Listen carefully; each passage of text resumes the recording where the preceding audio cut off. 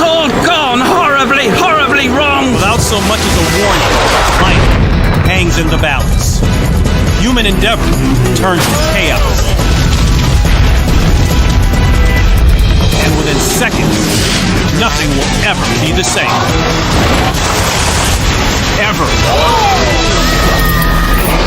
From the far reaches of the globe to the safety of your living room, it's 30 minutes of mind-boggling destruction. In the Persian Gulf, the Sheikh of Qatar barely avoids catastrophe when his race boat careens violently off course. A seaplane in Alaska crashes while taking off, just feet from an amateur cameraman. It's TV so explosive, you might want to back up from your screen, because things are about to be destroyed in seconds.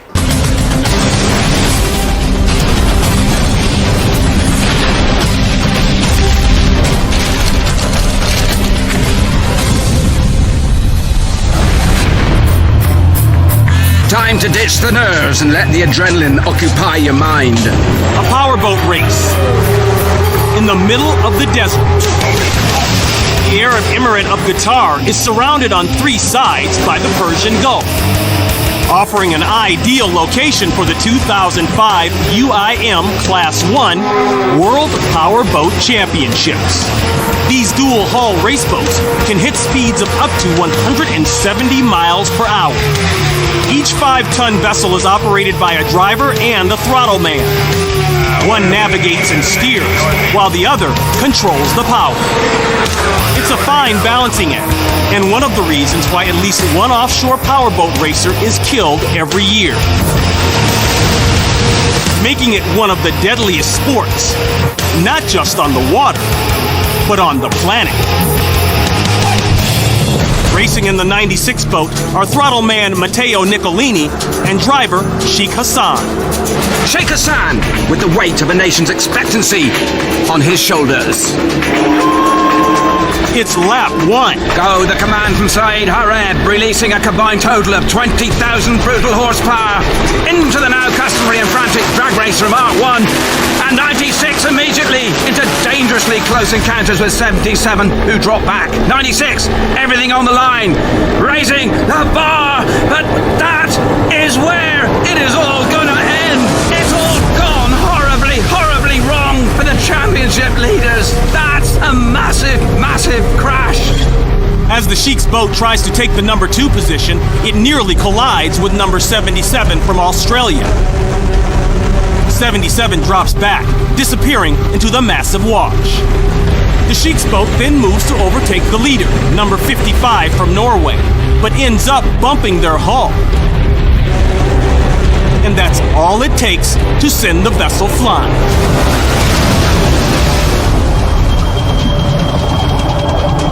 The combined wash created by the Sheikh's boat and boat 55 also causes Australia's 77 boat to go airborne. And look at that! 77 almost blown over by the power of their wash. For several seconds, 77 appears to be lost. In the air, a long time before coming down the right way up. 96, not so lucky.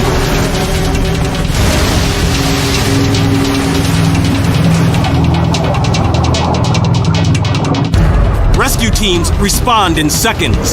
The boat, lying lifeless in the water. Sheikh Hassan and Matteo race to exit the flooding cockpit. With the crew of 96 emerging safely from their escape hatch. Matteo walks away uninjured. And desperate frustration for Sheikh Hassan. But Sheikh Hassan suffers a neck injury. Broken and inconsolable. A Qatar team in despair. Their boat is disqualified as a result of the crash.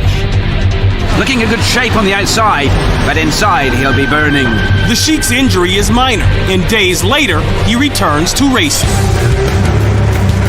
Despite being involved in this crash, dangerously close encounters with 77, and almost blowing over, the 77 boat from Australia goes on to take first place. That is where it is all gonna end. It's all gone horribly, horribly wrong for the championship leaders. July 5th, 2007. Ahí pone. Estoy grabando, calmado.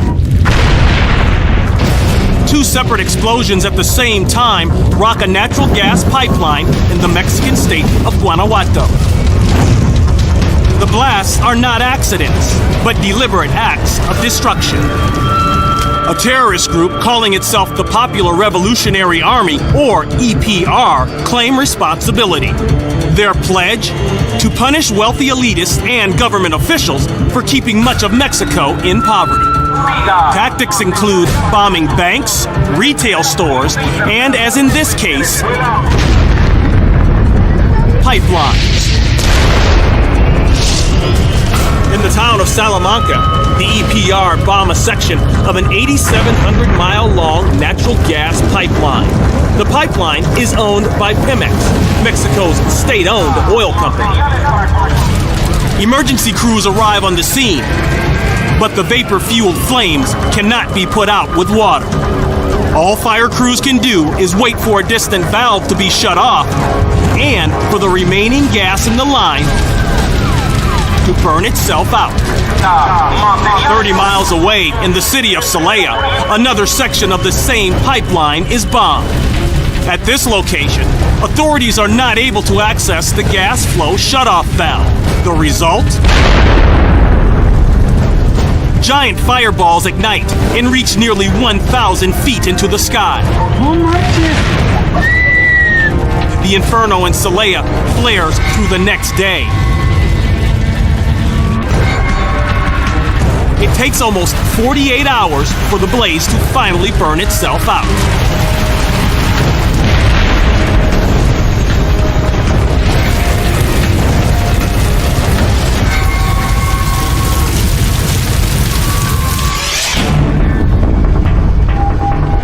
Everything within 100 feet of the blast site is incinerated. No one is injured, but the explosions shut down natural gas delivery to more than 90 manufacturing plants in central Mexico and affect nearly 1,200 companies. The result? Millions of dollars in losses.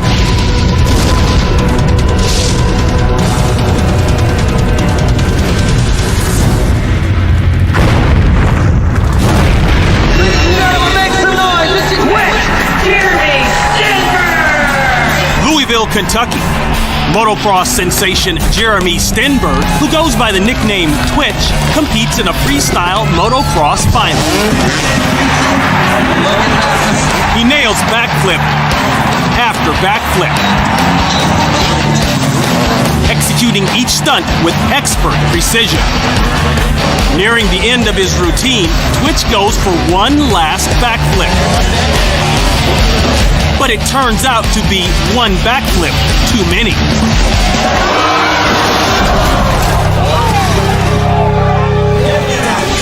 Twitch hits the launch ramp going too fast. He realizes he's going to overshoot his landing spot and lets go of the handlebars. He falls 35 feet onto the hard-packed dirt.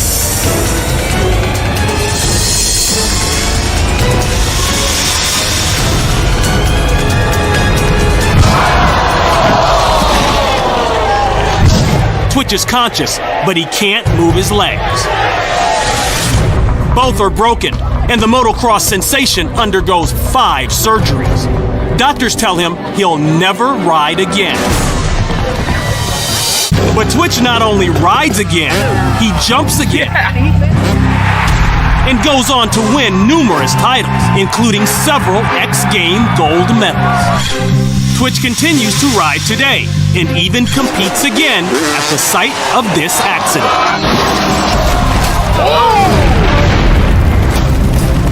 April 22nd, 2009. A raging fire envelops an industrial building in Villa Martelli, Argentina.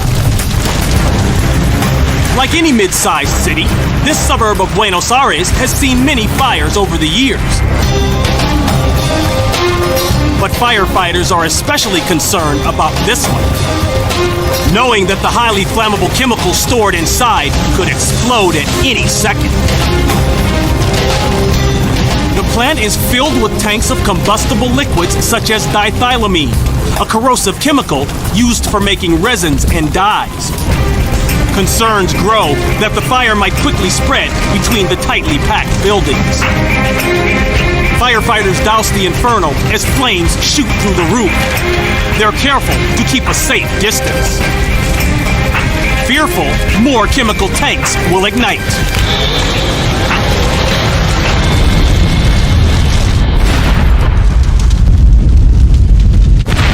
The firefighters narrowly escape injury from the explosion. After several hours, it appears the mid-afternoon blaze is finally under control. But there's one final blast. When flames finally do subside, the chemical plant is a total loss. Despite fiery explosions fueled by toxic chemicals, injuries are minimal. The cause of the fire remains in question, but there's no doubt memories of this explosive afternoon will reverberate for years.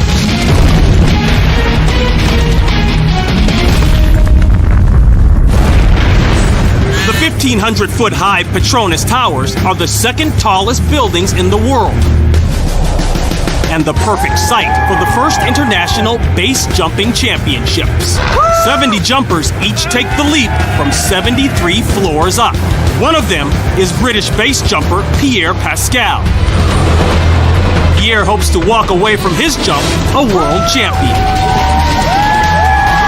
But he'll be lucky to walk away at all.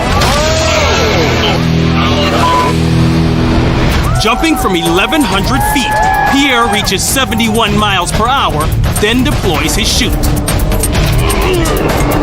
His lines are twisted, and his parachute opens backward, swinging Pierre around and slamming him into the 33rd floor of the building.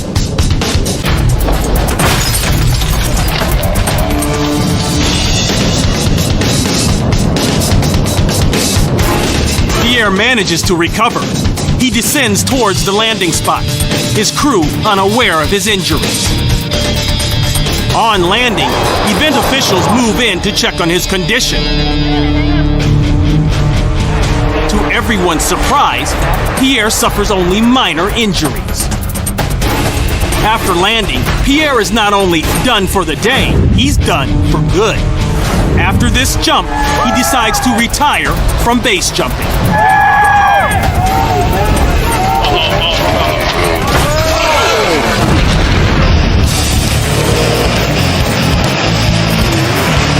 Fans packed the stands at the Famoso Raceway in Bakersfield, California for the 2009 March meet. It's a qualifying run. In the red, white, and blue dragster is veteran racer Dan Horan. After a 5-year absence, he's coming out of retirement for today's event. His opponent in the silver car is Mike Chrisman, driving in his first professional Nostalgia Top Fuel race.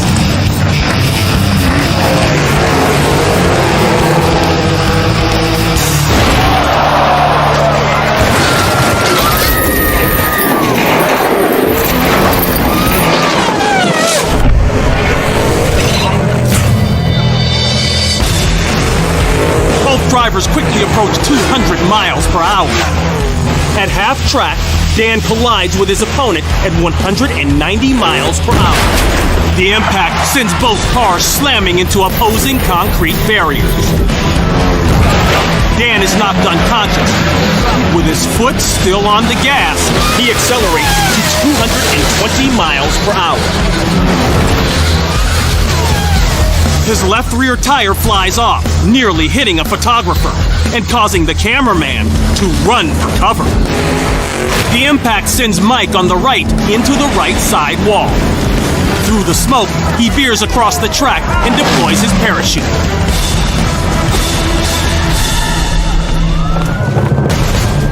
Within seconds, rescue crews rush to both men. Mike is bruised but otherwise uninjured. He exits the wreckage under his own power. At the end of the track, Dan is unconscious for 5 minutes. He suffers broken ribs, a fractured vertebrae, and a concussion. Mike is currently rebuilding his car. As for Dan, this crash convinces him to hang up his racing gloves for good.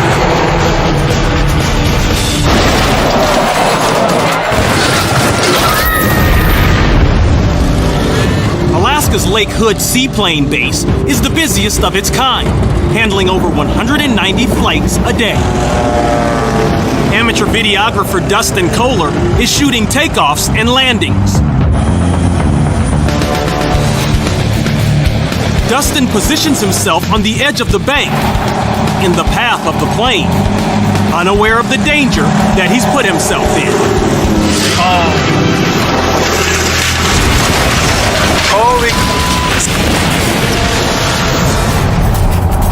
Upon takeoff, the pilot pulls up too soon, causing the back end of the plane's pontoons to drag too deeply in the water and slowing acceleration.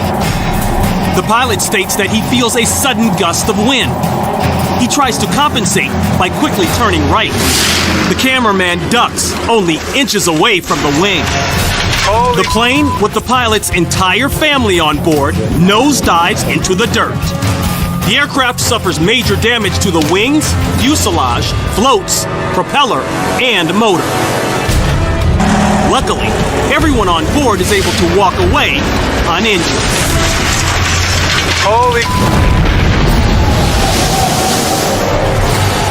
October 2002. The west coast of Mexico braces itself for Hurricane Kenna, the strongest storm to hit the country in decades. Kenna makes landfall as a Category 4 storm, with winds reaching 140 miles per hour. In the resort town of Puerto Vallarta, a hotel is pounded by a storm surge nearly 10 feet above normal tide levels. Outside, some cling to whatever they can to avoid being swept away.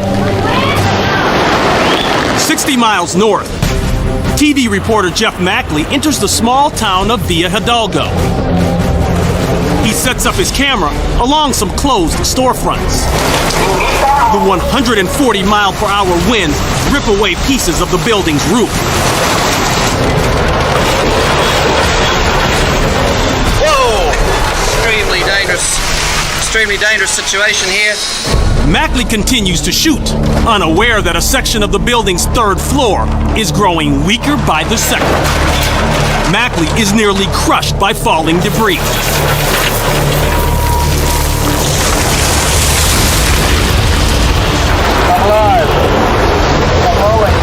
He moves to what he believes is a safer location. After the last close call, Mackley seeks refuge in his car. It's pretty wild out here. I dare not leave the car in case I get killed. Hopefully the eye will show up shortly and give me a few minutes to get the hell out of here. The hurricane moves inland and eventually loses strength. 4 deaths and more than 100 injuries are reported. Mackley considers himself lucky not to be a part of those statistics. As you can see, it's really the only clear spot. Total damages from Hurricane Kenna are estimated at $50 million. I'm Ron Pitts. We'll see you next time on Destroyed in Seconds. It is all gonna end